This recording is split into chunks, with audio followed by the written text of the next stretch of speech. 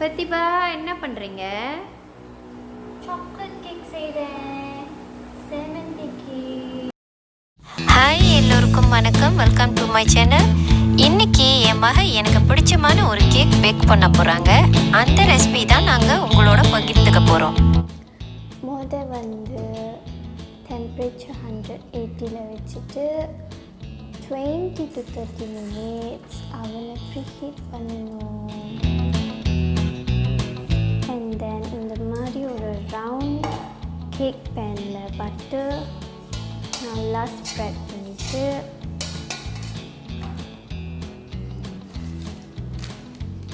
இந்த மாதிரி ஒரு பேக்கிங் பேப்பர் போட்டுறணும்.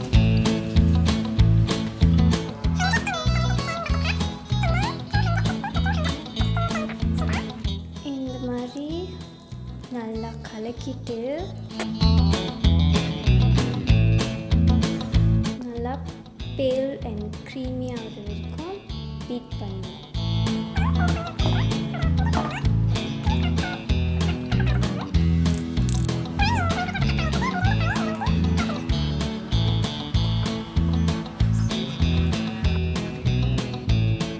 ப்ராப்பராக பேக் பண்ணலாம் எனக்கு தெரியாது. இப்படி சுற்றணுமா இப்படி சுற்றணுமா எல்லாமே as long as நான் பேக் பண்ணி 30 மினிட்ஸில் எல்லோரும் சாப்பிட்றாங்களே அது போதும். இந்த மாதிரி ஆகிற வரைக்கும் நல்லா பீட் பண்ணிடணும். இது பார்க்க டேஸ்ட் பண்ணி பார்க்கணும் போல இருக்கும், ஆனால் நக்கி பார்க்காதீங்க, கசக்கும். அதுக்கப்புறம் அதை எடுத்து இதுக்குள்ளே போட்டுட்டு பீட் பண்ணணும். ஓகே, இது வேணும்னா நீங்கள் நக்கி பார்க்கலாம், நல்லாயிருக்கும்.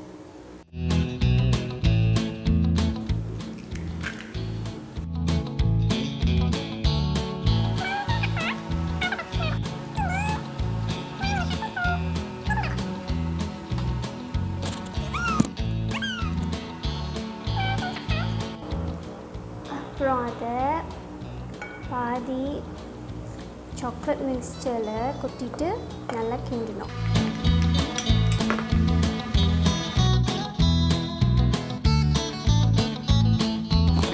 ஆப்வியஸ்லி நான் கொஞ்சம் கூட எங்கள் அம்மா மாதிரி க்ளீனாகவும் இல்லை, ப்ரொஃபஷ்னலாகவும் இல்லை, ஏசாமண்டா செய்வேன். நல்லா கிண்டிட்டு முதல்ல மிச்ச பால் ஊற்றிட்டு கிண்டணும். நான் முதல் சொன்ன மாதிரி எனக்கு ப்ராப்பர் பேக்கிங் தெரியாது, எனக்கு தெரிஞ்சதை நான் செய்கிறேன். ஆனால் கேக் நல்லா தான் இருக்கும்.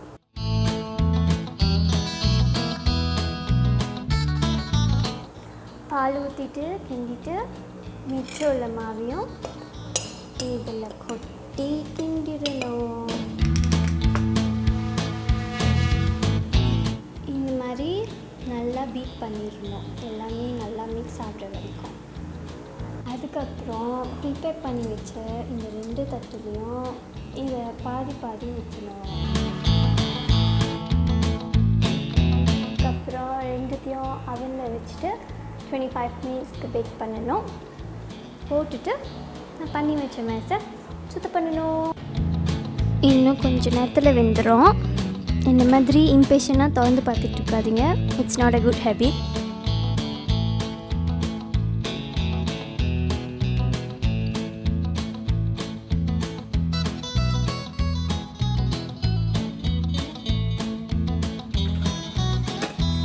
தடா தடா. தென் இதை ஒரு ஸ்டிக் இல்லாட்டி ஒரு ஃபார்க்கை வச்சு குத்தி பார்க்கணும். க்ளீனாக இருந்துச்சுன்னா கேக் வெந்துருச்சுன்னு அர்த்தம்.